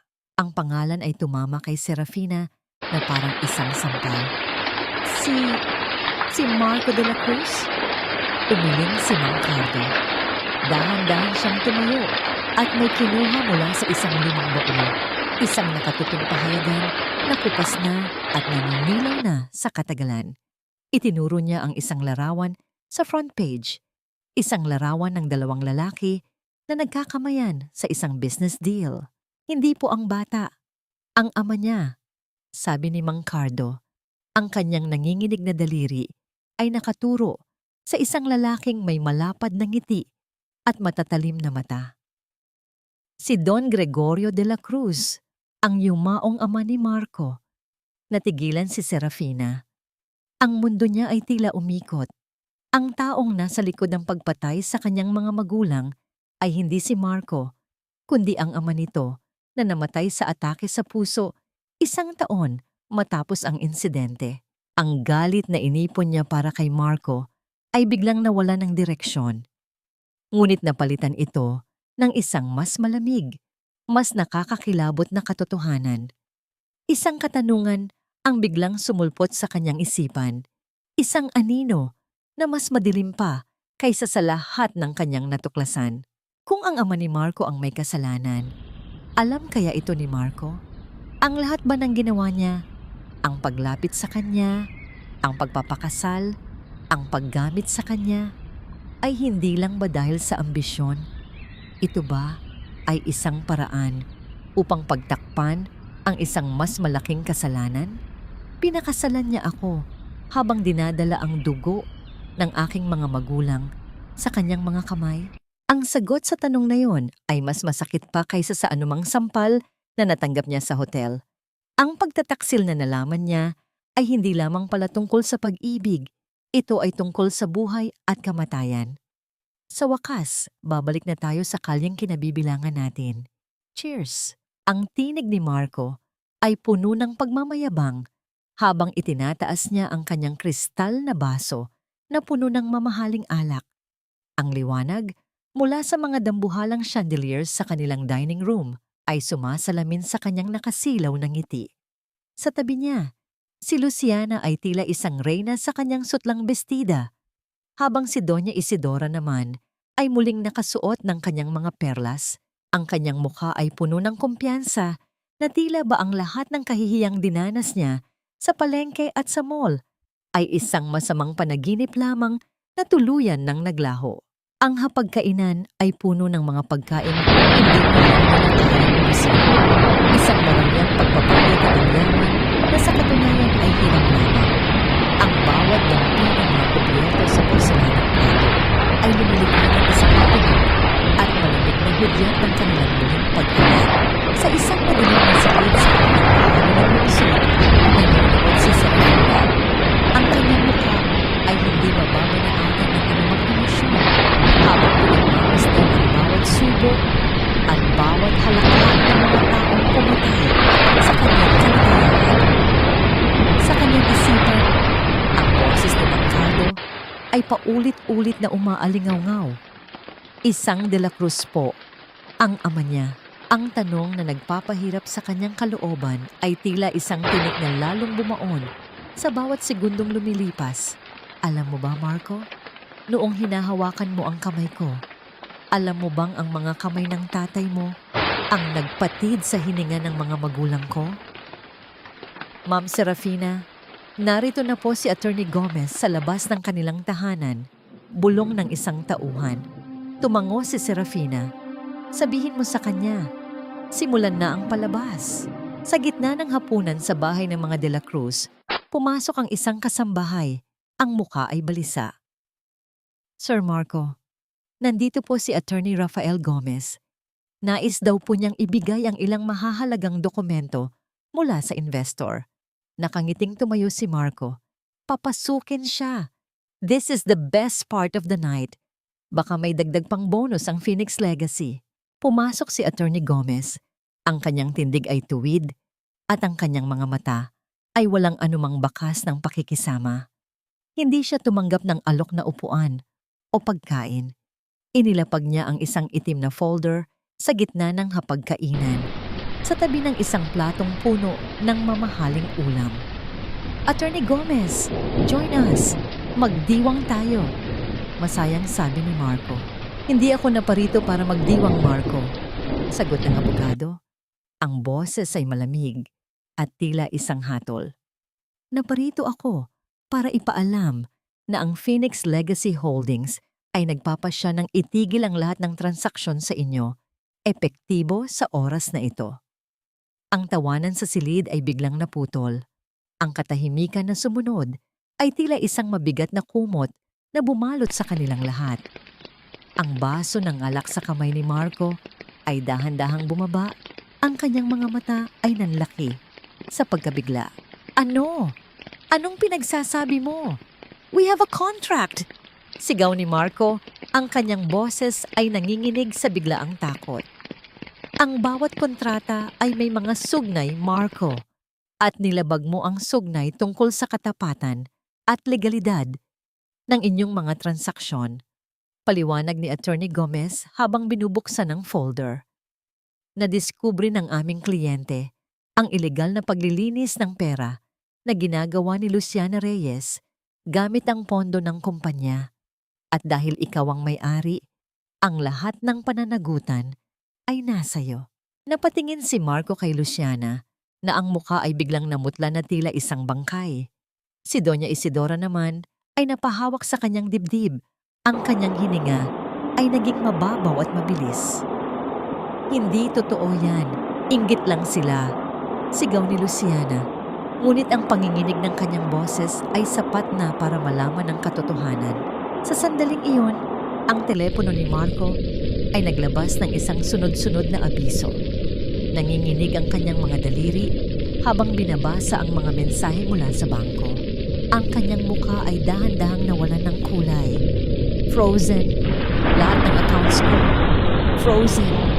Bulong ni Marco. Ang kanyang boses ay halos hindi marinig. Hindi lang ang accounts mo, Marco. Patuloy ni Attorney Gomez. Ang bawat salita ay tila isang matalim na kutsilyo. Dahil sa paglabag sa kasunduan, ang lahat ng ari-arian na ginamit mong kolateral, ang gusali ng iyong kumpanya, ang iyong mga lupain, at maging ang mansyong ito na kinakainan niyo ngayon, ay automatikong napupunta na sa aming kliyente. Bumagsak si Marco sa kanyang upuan. Ang marangyang hapunan na kanina lamang ay simbolo ng kanyang tagumpay, ay naging isang huling hapunan ng kanyang pagkatalo. Ang bawat piraso ng pagkain sa mesa ay tila naging lason sa kanyang paningin. Sino? Sino ang kliyente mo? Sino ang taong sumisira sa akin? Ang boses ni Marco ay puno ng desperasyon at galit. Tumingin si Attorney Gomez sa kamera na nakatago sa dingding bago muling ibinaling ang tingin kay Marco. Isang maliit na ngiti ang lumitaw sa kanyang mga labi. Ang taong tinawag ninyong pabigat, ang taong itinapon ninyo sa ilalim ng ulan. Sagot ng abogado. Ihanda ninyo ang inyong mga gamit, Marco. May 10 minuto kayo para lisanin ang bahay na ito. Ang tunay na may-ari ay paparating na. Sa kabilang bahagi ng lungsod, dahan-dahang tumayo si Serafina mula sa kanyang upuan. Kinuha niya ang kanyang itim na Amerikana at naglakad patungo sa pinto. Ang kanyang puso ay tumitibok ng may bagong lakas. Ang bawat hakbang niya sa sahig ay tila isang pagbawi ng bawat sandali ng sakit na idinulot nila. Habang papalabas siya, isang tanong ang naiwan sa kanyang isipan, isang katanungang tanging ang mga mata ni Marco ang makakasagot. Handa ka na bang makita ang mukha ng katarungan? Ang kaba sa dibdib ni Marco ay tila isang tambol na unti-unting bumibilis ang pagtibok, sumasabay sa mga aninong gumagalaw sa labas ng bintana. Ang marangyang bulwagan na kanina lamang ay simbolo ng kanyang kapangyarihan ay tila biglang naging maliit. Ang mga pader ay tila dahan-dahang lumalapit upang siya ay sakalin. Ang bawat mamahaling palamuti sa silid ay tila mga matang nanunuya sa kanyang kasalukuyang kalagayan. Hindi pa man siya nakakabawi sa sinabi ni Attorney Gomez, ang katahimikan ng gabi ay muling nabulabog. Mula sa labas ng kanilang bakod, ang mga ilaw na kulay asul at pula ay nagsimulang sumilip sa mga siwang ng kurtina, nagbibigay ng isang nakakahilong kislap sa mga porselanang plato sa lamesa. Ang tunog ng mga yabag ng sapatos na tumatama sa semento ng driveway ay tila isang martilyo na pumupukpok sa huling pag-asa ni Marco. Bumukas ang pinto ng walang pasintabi. Pumasok ang ilang lalaking nakasuot ng uniforme ng pulis. Ang kanilang mga mukha ay seryoso at walang bahid ng emosyon.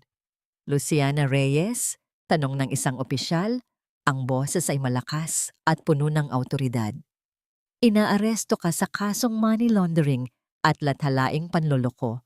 May karapatan kang manahimik. Ang baso ng champagne sa kamay ni Luciana ay dahan-dahang nadulas sa kanyang mga daliri. Ang kristal na baso ay tumama sa sahig at nagkapira-piraso. Ang alak ay kumalat na parang mantsa ng dugo sa puting karpet. Ang kanyang mukha, na dati puno ng kayabangan, ay nabalot ng isang uri ng takot na hindi niya kayang itago. Wait! Hindi niyo pwedeng gawin to! Marco, do something! Sigaw ni Luciana. Ang kanyang boses ay naging matinis at puno ng desperasyon habang hinahawakan siya sa braso ng mga pulis. Ngunit si Marco ay tila naging isang estatwa ng asin. Nakatingin lamang siya sa kawalan. Ang kanyang mga kamay ay nanginginig sa ibabaw ng lamesa. Si Doña Isidora naman ay napaupo sa sahig. Ang kanyang mga perlas ay sumabit sa gilid ng upuan at naputol. Ang mga butil nito ay nagkalat sa bawat sulok ng silid. Tila mga luhang hindi na kayang punasan. Ang lahat ng ito, ang lahat ng ito ay dahil sa babaeng yon, sigaw ni Isidora habang nakatingin kay Attorney Gomez. Nasaan ang basurang yon? Nasaan si Fina? Gusto ko siyang makita. Ipapakita ko sa kanya kung sino ang kinakalaban niya. Sa gitna ng kaguluhan, isang itim at makintab na sasakyan ang dahan-dahang huminto sa harap ng pintuan. Ang ugong ng makina nito ay unti-unting humina hanggang sa mapalitan ng isang nakabibinging katahimikan. Ang lahat ng tao sa loob ng bahay, ang mga pulis, ang mga kasambahay, at ang pamilya de la Cruz ay napako ang tingin sa pinto. Ang bawat segundong lumilipas ay tila isang habang buhay na paghihintay. Dahan-dahang bumukas ang pinto ng sasakyan. Isang sapatos na may mataas na takong, kulay pula at gawa sa pinakamahal na balat, ang unang tumapak sa lupa. Sumunod, ang isang babaeng nakasuot ng isang eleganteng itim na bestida na yakap ang kanyang katawan. Ang bawat tahi nito ay sumisigaw ng yaman at kapangyarihan. Hindi ito ang Fina na kanilang nakilala. Wala na ang kupas na damit, wala na ang amoy ng harina, at wala na ang mapagkumbabang yuko ng ulo. Si Serafina Valeriano ay naglakad papasok sa bahay. Ang kanyang bawat hakbang ay may bigat na tila ba ang lupa ay sumasailalim sa kanyang kalooban. Ang kanyang buhok ay maayos na nakapusod at ang kanyang mga mata ay matalim, malamig at puno ng isang uri ng liwanag na tila kayang sunugin ang anumang kasinungalingang humarang sa kanyang daan. Tumigil siya sa gitna ng sala. Tinitigan niya si Marco na ngayon ay nakatingala sa kanya nang may halong takot at hindi makapaniwalang pagkamangha. Fina? Bulong ni Marco. Ang kanyang boses ay tila isang hangin na naghahanap ng hininga. Isang maliit na ngiti ang lumitaw sa mga labi ni Serafina. Ngunit ang nangiting iyon ay hindi umabot sa kanyang mga mata. Ang pangalan ko ay Serafina, Marco. At ang bahay na ito, ang lupang kinatatayuan mo, ang bawat sentimong hawak mo, ay pagmamay-ari ko na.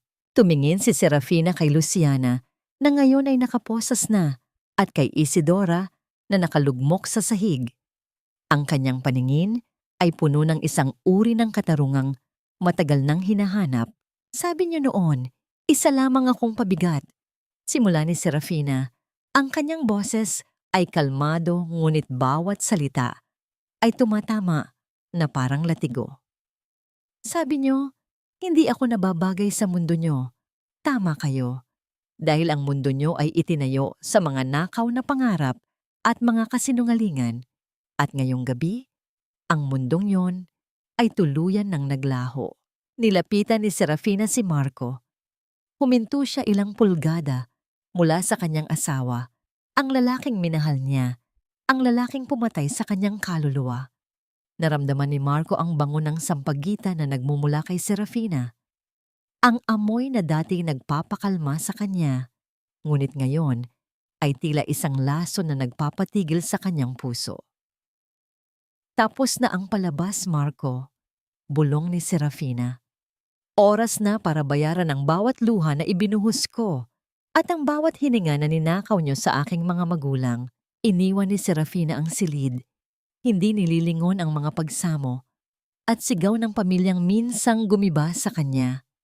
Habang naglalakad siya palabas, ang ulan ay muling nagsimulang pumatak. Ngunit sa pagkakataong ito, hindi na ito malamig. Ito ay tila isang paglilinis sa bawat dumi ng nakaraan. Ngunit sa likod ng kanyang tagumpay, may isang bagay na nakita si Serafina sa mga mata ni Marco bago siya tumalikod. Isang kislap ng katotohanang hindi niya inaasahan. Isang bagay na nagpapahiwatig na baka mayroon pang mas malalim na lihim sa likod ng pagkamatay ng kanyang mga magulang na hindi pa niya natutuklasan. Isang hamak na katulong. Iyan ang tingin mo sa akin, di ba Marco? Ang boses ni Serafina ay tila isang marahang hanging umiihip sa gitna ng isang masukal na kagubatan. Kalmado, ngunit may dalang pait na kayang magpabuwal ng pinakamatatandang puno. Nakatayo siya sa gitna ng sala, Ang kanyang anino ay humahaba sa ilalim ng mga ilaw ng chandelier, tila isang dambuhalang nagbabantay sa bawat galaw ng mga taong nasa harap niya. Ang bawat hibla ng kanyang itim na bestida ay tila sumisigaw ng isang katotohanang kay tagal niyang itinago sa likod ng mga maskara ng harina at pawis. Nakatitig si Marco sa kanya. Ang kanyang mga mata ay naniningkit sa pagtataka at takot. Ang kanyang lalamunan ay tila tuyot na disyerto at bawat paglunok niya ay isang masakit na paalala ng kanyang pagkatalo. Ang katahimikan sa silid ay tila isang makapal na pader, binabasag lamang ng mababaw at mabilis na paghinga ni Doña Isidora na nananatiling nakasalampak sa sahig. Fina, hindi ito maaari. Bulong ni Marco. Ang kanyang boses ay tila isang mahinang kaluskos ng mga tuyong dahon. Paano mo nakuha ang perang yon? Paano mo nagawang lokohin kami? Isang mapait na tawa ang kumawala sa mga labi ni Serafina. Lokohin kayo? Marco, kailanman ay hindi ako nagsinungaling sa'yo tungkol sa kung sino ako. Ikaw ang gumuhit ng sarili mong bersyon ng aking pagkatao. Ikaw ang naniwala na dahil lamang nagbebenta ako ng tinapay, dahil lamang simple ang aking suot, ay wala na akong halaga. Dahan-dahang lumapit si Serafina sa lamesa kung saan nakakalat ang mga dokumento ng Phoenix Legacy Holdings. Ang bawat hakbang ng kanyang sapatos ay lumilikha ng isang mabigat na tunog sa makinis na sahig, tila isang hatol na unti-unting inilalapat. Kinuha niya ang folder at inilabas ang isang piraso ng papel na kupas na at may mantsa ng tuyong tubig. Ang annulment papers na itinapon ni Marco sa kanyang mukha noong gabing iyon sa hotel. Naalala mo ba ito? Tanong ni Serafina, ang kanyang mga mata ay nakapako sa mukha ni Marco. Ibinigay mo ito sa akin bilang simbolo ng iyong kalayaan mula sa isang pabigat na asawa. Ngayong gabi, ibinabalik ko ito sa iyo, pero hindi bilang asawa mo, kundi bilang bagong may-ari ng lahat ng meron ka. Inihagis ni Serafina ang papel sa harap ni Marco. Ang bawat paglipad ng dokumento sa hangin ay tila isang mabagal na pagsasayaw ng tadhana hanggang sa lumapag ito sa ibabaw ng hapagkainan sa tabi ng natapon na alak ni Luciana. Ang Phoenix Legacy Holdings ay ako, Marco, at ang Valeriano Group na pilit mong ninanakaw mula sa mga anino ay ang aking pamilya, sabi ni Serafina. Ang boses ay naging matalim na parang talim ng espada. Ang kumpanyang pinangarap mong makuha bilang regalo kay Luciana ay ang imperyong itinatag ng aking ama, ang lalaking pinatay ng iyong pamilya. Sa sandaling iyon, ang mukha ni Marco ay nabalbalot ng isang kakaibang ekspresyon. Hindi lang takot, kundi isang uri ng pagkagulat na tila ba may bahagi ng katotohanang hindi rin niya alam. Ngunit bago pa siya makapagsalita, sumigaw si Doña Isidora mula sa sahig. Wala kang katibayan. Isang kasinungalingan ng lahat ng yan. Ang sigaw ng matanda. Ang kanyang boses ay nanginginig sa pagitan ng galit at desperasyon. Kupkupin ka na namin. Pinatira sa bahay na ito at ito ang isusukli mo sa amin. Utang na loob, Fina. May utang na loob ka sa amin. Humarap si Serafina sa kanyang biyenan. Ang kanyang titig ay tila yelo na dumidikit sa balat ni Isidora. Utang na loob? Ang utang na loob ko po ay sa aking mga magulang na kinitlan ninyo ng buhay para lamang sa inyong ambisyon. Ang utang na loob ko ay sa sarili ko. Dahil hinayaan kong tapakan ninyo ako sa loob ng 2 taon habang pilit ninyong ninanakaw ang sa akin. Lumapit si Serafina kay Isidora at dahan-dahang yumuko upang pantayan ang mukha ng matanda. Naramdaman ni Isidora ang init ng hininga ni Serafina at ang matapang na amoy ng tagumpay na nagmumula sa babaeng dati niyang itinuturing na basahan. Ngayon, ginang Isidora, sino ang nakaluhod sa sahig? Bulong ni Serafina. Sino ang walang tahanang matutuluyan paglipas ng 10 minuto? At sino ang reyna na ngayon ay magpapasya kung sino ang itatapon sa labas. Tumayo ng tuwid si Serafina. Tumingin siya kay Attorney Gomez na tahimik na nagmamasid sa isang sulok. Attorney Gomez, simulan na ang paglilinis. Lahat ng gamit na hindi pag-aari ng kumpanya, ilabas. Pero ang mga alahas na ninakaw ni Luciana at ang mga ari-ariang binili gamit ang pondo ng Phoenix, iwanan. Wait, Serafina! Please! Biglang sambit ni Marco. Ang kanyang boses ay puno ng pagsamo. Lumuhod siya, hindi dahil sa utos, kundi dahil sa bigat ng katotohanang wala na siyang matatakbuhan. Hindi ko alam ang tungkol sa tatay ko. Hindi ko alam na may kinalaman siya sa aksidente. Maniwala ka sa akin. Tumitig si Serafina sa mga mata ni Marco. Nakita niya ang bawat butil ng luha na nagsisimulang pumatak sa mga pisngi nito. Ngunit sa likod ng kanyang mga mata, naalala niya ang bawat sandali ng sipayo, ang bawat gabing umiyak siya habang nagmamasa ng harina, at ang gabing tinapakan ni Marco ang cake na gawa sa kanyang pag-ibig. Kung totoo mang hindi mo alam, Marco, huli na ang lahat, sabi ni Serafina. Ang kanyang boses ay walang anumang bakas ng awa. Dahil pinili mong saktan ako nang hindi dahil sa nakaraan, kundi dahil sa iyong sariling kasakiman. Ang iyong kasalanan ay hindi ang ginawa ng iyong ama, kundi ang ginawa mo sa akin. Tinalikuran niya si Marco at naglakad patungo sa bintana. Pinapanood ang mga pulis na isinasakay si Luciana sa loob ng sasakyan. Ang mga ilaw ng gabi ay tila mga saksi sa kanyang ganap na pagluklok. Sa gitna ng katahimikan, isang tanong ang nanatili sa hangin. Isang bulong na tanging si Serafina lang ang nakakarinig. Kapag nakuha mo na ang lahat, makakahanap ka na ba ng tunay na kapayapaan? Isang malalim na buntong hininga ang kumawala sa kanyang dibdib. Ang digmaan ay tapos na, ngunit ang mahabang landas ng paghilom ay nagsisimula pa lamang. Ang bawat paghakot ng mga mabibigat na kahon mula sa loob ng mansyon ay tila isang hakbang pabalik sa realidad para kay Marco at Doña Isidora.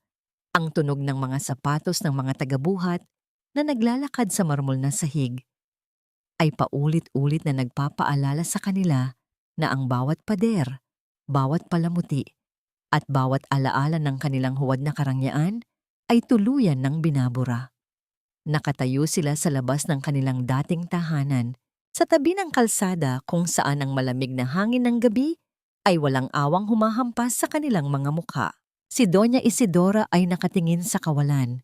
Ang kanyang mga kamay na dati laging may hawak na mamahaling bag o kaya'y nagbibilang ng pera ay ngayoy mahigpit na nakakapit sa isang maliit at lumang maleta na naglalaman ng iilang piraso ng kanyang damit. Wala na ang kanyang mga perlas, wala na ang kanyang mga mamahaling hiyas. Ang kanyang mukha ay tila biglang tumanda. Ng 10 taon, ang mga kulubot ay lalong lumitaw sa ilalim ng malamig na liwanag ng poste sa kalsada. Ang mga kapitbahay na dati yumuyukod at nagbibigay pugay sa kanila ay ngayoy nakasilip sa kanilang mga bintana, nagbubulungan at nagmamasid sa kanilang kahihiyan. Ang kulturang tsismis na dati kinatatakutan ni Isidora ay ngayoy nararanasan niya sa pinakamasakit na paraan. Marco, saan tayo pupunta? Ang tanong ni Isidora, ang kanyang boses ay nanginginig at halos tangayin ng hangin. Hindi tayo pwedeng manatili dito sa kalsada. Ang mga tao, pinapanood nila tayo. Hindi nakasagot si Marco. Nakaupo siya sa gilid ng bangketa, hawak ang isang makapal na envelope na kabibigay lamang sa kanya ng isang kinatawan mula sa korte. Binuksan niya ito at binasa ang mga nakasulat sa ilalim ng madilim na kalangitan. Ang bawat salita sa dokumento ay tila isang hatol ng kamatayan para sa kanyang mga pangarap. Dahil sa mga kasong isinampal laban sa kanyang kumpanya at ang malalim na pagkakasangkot sa ilegal na transaksyon ni Luciana, ang kanyang lisensya bilang isang broker at developer ay formal nang binawi. Bukod pa rito, siya ay nahaharap sa sunod-sunod na kaso ng estafa at panloloko na may katumbas na mahabang taon sa loob ng kulungan. Wala na siyang kumpanya, wala na siyang pangalan, at sa lalong madaling panahon, mawawalan na rin siya ng kalayaan. I lost everything, ma. Bulong ni Marco. Ang kanyang boses ay walang buhay. Ang kanyang mga luha ay nagsimulang pumatak, dahan-dahang gumuguhit sa kanyang maruming pisngi. Ang bawat pagtulo nito ay tila isang pag-amin sa kanyang sariling kahinaan na kay tagal niyang itinago sa likod ng kayabangan. Sa gitna ng kanilang pagdadalamhati, isang kotse ng mga pulis ang muling huminto sa kanilang tapat. Ngunit sa pagkakataong ito, hindi sila aarestuhin. Isang imbestigador ang bumaba at lumapit kay Marco. May hawak na isang pamilyar na dokumento. Mr. De La Cruz, simula ng pulis, ang boses ay seryoso. Nais ko lang ipaalam na nagbigay na ng kanyang formal na salaysay si Luciana Reyes sa himpilan. Tumingin si Marco sa pulis, isang maliit na kislap ng pag-asa ang lumitaw sa kanyang mga mata. Umaasa siya na baka may magawa si Luciana para iligtas siya. Anong sabi niya? Sinabi ba niya na wala akong kinalaman sa mga transaksyon niya? Umiling ang pulis. Isang malamig na ngiti ang dumaan sa mukha nito bago sumagot. Baligtad ang nangyari, Mr. De La Cruz. Para mapababa ang kanyang sariling parusa, ibinunyag ni Luciana na ikaw daw ang utak sa lahat ng ilegal na gawain ng De La Cruz Properties. Sinabi niya na napilitan lamang siyang sumunod dahil tinatakot mo siya. Ang hangin sa paligid ay tila tuluyang naglaho para kay Marco. Ang huling taong pinagkatiwalaan niya, ang babaeng pinili niya kapalit ng tapat na pag-ibig ni Serafina, ay ang siya ring huling bumasag sa kanyang natitirang pagkatao. Ang pagtataksil ni Luciana ay mas matalim pa kaysa sa anumang hatol ng korte. Napahiga si Marco sa malamig na semento ng kalsada, humihingi ng hangin na tila ba siya ay nalulunod sa tuyong lupa. Ang bawat pangarap niya ay naging abo at ang abong yon ay tinangay na ng hangin ng katarungan. Mula sa malayo, sa loob ng kanyang bagong opisina sa Valeriano Group, nakatayo si Serafina sa harap ng malaking bintana. Ang kanyang paningin ay nakatuon sa malawak na syudad, ngunit ang kanyang isipan ay payapa. Ang bawat balitang dumarating tungkol sa pagbagsak ng mga De La Cruz ay tila isang mabagal na paghilom sa bawat sugat na kanyang tinamo. Alam niyang ang katarungan ay nakamit na. Ngunit habang tinitingnan niya ang kanyang sariling refleksyon sa salamin, isang tanong ang nanatili sa kanyang puso. Matapos mabura ang bawat kaaway, paano naman buburahin ang sakit na naiwan sa kanyang kaluluwa? Ang amoy ng luma at mamasa-masang semento, ang hangin na tila hindi makahinga sa loob ng 4 na sulok ng malamig na pader, at ang bawat mabigat na tunog ng mga pintuang bakal na sumasara ay sumalubong kay Serafina. Ito ang lugar kung saan ang oras ay tila huminto, kung saan ang bawat anino ay may dalang kwento ng pagsisisi. Sa loob ng silid na ito, para sa mga bisita, ang bawat lamesang gawa sa matitigas na materyales ay tila naghihiwalay sa dalalawang magkaibang mundo. Nang dahan-dahang bumukas ang pinto sa kabilang panig, isang lalaki ang lumabas na halos hindi na makilala ni Serafina. Ang buhok ni Marco, na dati maayos na nakasuklay, ay ngayoy gulo-gulo at tila nawalan na ng kislap. Ang kanyang balat ay maputla at ang mga mata na dati puno ng ambisyon at kayabangan ay ngayoy tila 2 malalim na balon ng lungkot at pagkatalo. Suot niya ang uniforme ng bilangguan na tila isang simbolo ng kanyang ganap na pagbagsak. Umupo si Serafina sa harap ni Marco. Ang katahimikan sa pagitan nila ay tila isang malawak na karagatan na mahirap tawirin. Pinagmasdan ni Serafina ang lalaking minsan niyang itinuring na kanyang mundo. Sa halip na matinding galit, isang kakaibang pakiramdam ang lumalamon sa kanyang puso. Isang uri ng awa na hinaluan ng kapayapaan. Bakit ka nandito, Fina? Ang unang tanong ni Marco. Ang kanyang boses ay tila isang paos na bulong. Hindi niya magawang tumingin ng diretso sa mga mata ni Serafina. Para ba makita ang dumi sa aking mukha? Para ba ipagmalaki na ikaw ang nanalo? Huminga ng malalim si Serafina. Ang bawat tibok ng kanyang puso ay tila isang dahan-dahang pag-akyat sa isang mataas na bundok. Hindi ako naparito para sa iyo, Marco. Naparito ako para sa sarili ko. Itinaas ni Marco ang kanyang paningin. Ang kanyang mga mata ay nangingilid sa luha. I'm sorry, Fina. Sobrang pagsisisi ang nararamdaman ko. Every night, pinapanood ko ang mga pader na ito at naaalala ko ang lahat ng ginawa ko sa iyo.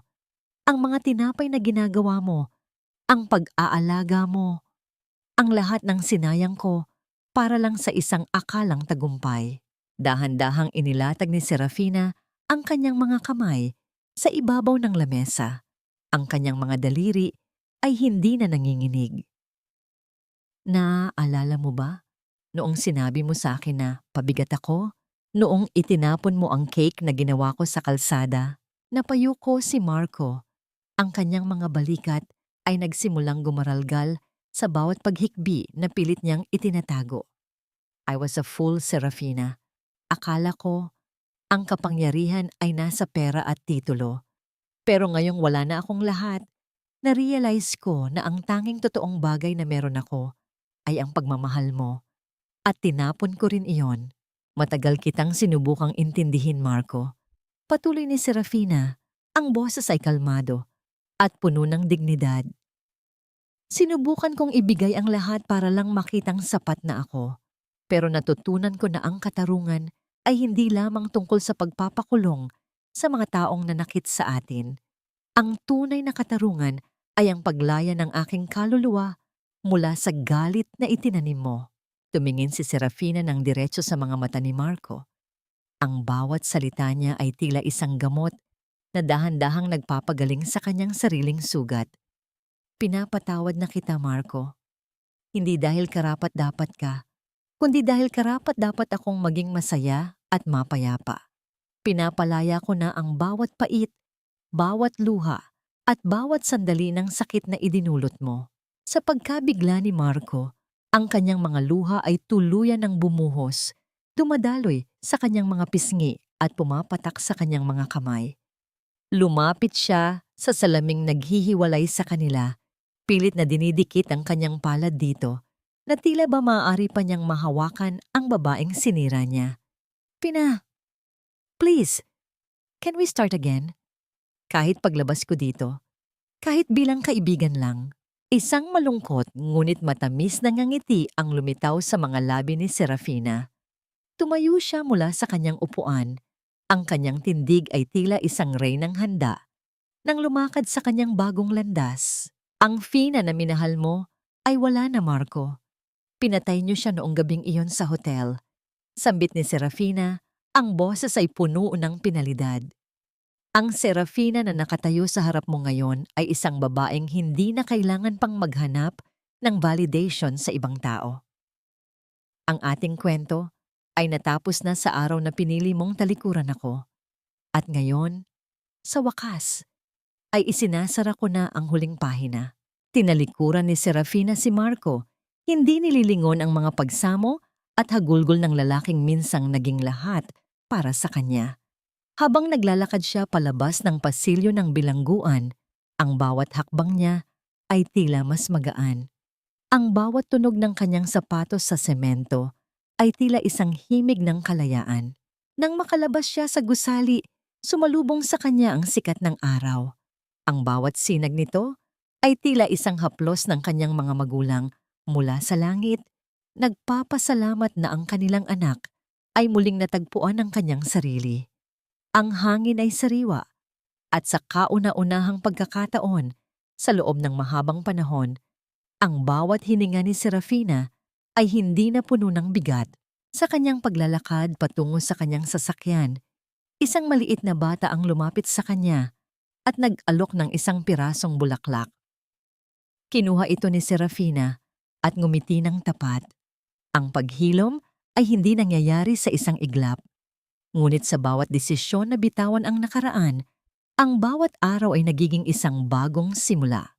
Ang sugat ay naging peklat na lamang, isang paalala hindi ng sakit, kundi ng kanyang naging katatagan.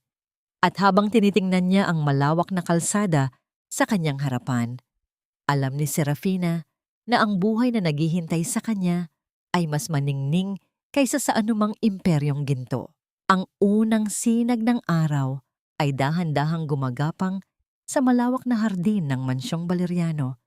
Hinahaplos ang mga talulot ng mga bulaklak na basa pa ng hamog ng umaga. Ang bawat patak ng tubig na nahuhulog mula sa mga dahon ay tila isang dahan-dahang pag-agos ng lumang panahon, nagbibigay daan sa isang bagong yugto. Sa loob ng kusina, hindi na ang amoy ng pagod at pagsisisi ang namamayani. Ang halimuyak ng bagong lutong pandesal at ang tamis ng asukal na natutunaw sa init ay bumabalot sa hangin, na tila isang yakap ng nakaraan na ngayoy puno na ng pag-asa. Nakatayo si Serafina sa harap ng mahabang lamesang gawa sa asero. Ang kanyang mga kamay ay bihasa pa ring nagmamasa ng harina. Ngunit sa pagkakataong ito, hindi na siya nagmamadali.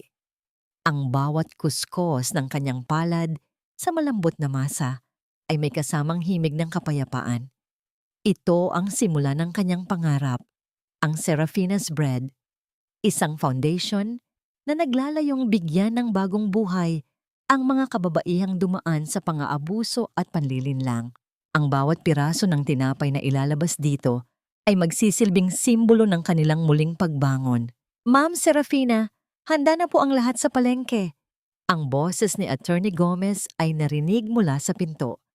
Ang abogado ay nakasuot ng mas kaswal na damit. Ang kanyang mukha ay may bakas ng katuwaan para sa kanyang kliyente. Ngumiti si Serafina. Kinuha ang kanyang simpleng panyo at pinunasan ng mantsa ng harina sa kanyang pisngi. Salamat, attorney. Tayo na. Ang bawat ikot ng gulong ng kanyang sasakyan patungo sa lumang palengke ay tila isang paglalakbay sa kanyang mga gunita. Nang huminto sila sa tapat ng pamilyar na eskinita, ang ingay ng mga taong nagtitinda at ang amoy ng sariwang isda ay sumalubong sa kanya na parang isang matandang kaibigan. Ang bawat hakbang ni Serafina sa semento ng palengke ay puno ng dignidad. Hindi na siya ang babaeng nagtatago sa ilalim ng belo. Siya na ang Serafina na may-ari ng sarili niyang tadhana. Narating niya ang pwesto ni Aling Elena. Ang matanda ay abala sa pag-aayos ng kanyang mga tinda. Ang kanyang mga kamay ay tila pagod na sa mahabang taon ng pagtatrabaho. Nang makita niya si Serafina, ang kanyang mga mata ay nanlaki at dahan-dahang napalitan ng mga luha ng kagalakan. "Fina! Anak!" sigaw ni Aling Elena, sabay yakap ng mahigpit sa kanya. "Totoo nga ang balita. Ikaw na nga ang reyna ng mga Valeriano. Sabi ko na nga ba, may kakaiba sa'yo noon pa." "Nay Elena, hindi po ako nagbago," bulong ni Serafina. Ang kanyang boses ay nanginginig sa emosyon.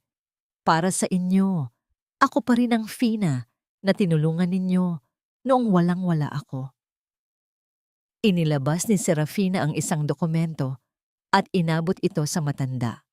"Nay, binili ko po ang pwestong ito at ang 3 pang katabi nito sa pangalan ninyo. Hindi na ninyo kailangang magbayad ng upa habang buhay. At ang Serafina's Bread ay dito rin magtatayo ng unang sangay para pamunuan ninyo."